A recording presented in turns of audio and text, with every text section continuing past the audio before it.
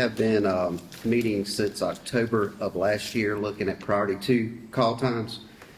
Just a quick overview. Priority 2 call times are non-emergent calls, non-lights and siren, basically stuff that doesn't require an emergency response.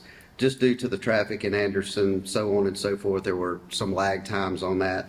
We looked at the times since October of last year and have been following them all the way through.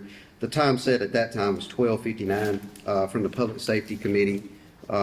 We looked at moving that to a 16:59 time frame, which does not affect our Priority 1 calls, which are emergent calls, which are still at less 9:59. But this does come from Public Safety. And Mr. McCowan, if you'd like to say anything, or I pretty much hit it all. okay. And like I said, Also, I think it's important to note if in the initial contract we signed with our contractor, we were going to allow our paramedic units to first respond. So that would give them a couple of extra minutes. So as we got into the contract, what we decided from our county perspective was that we were wasting our resources and tying those resources up for a non-emergency call that couldn't respond to an emergency call. So we decided that we would not allow our paramedic QRVs to respond to those types of calls.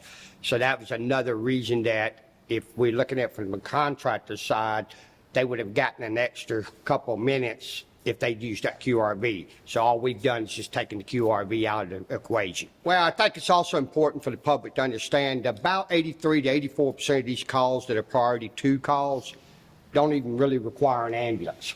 These are people who essentially need to go to the doctor, don't have a car, don't want to pay for a cab, don't want to use Uber, and so therefore they call 911, which definitely puts a stress on our system. So there's no different than a lot of other systems across the United States.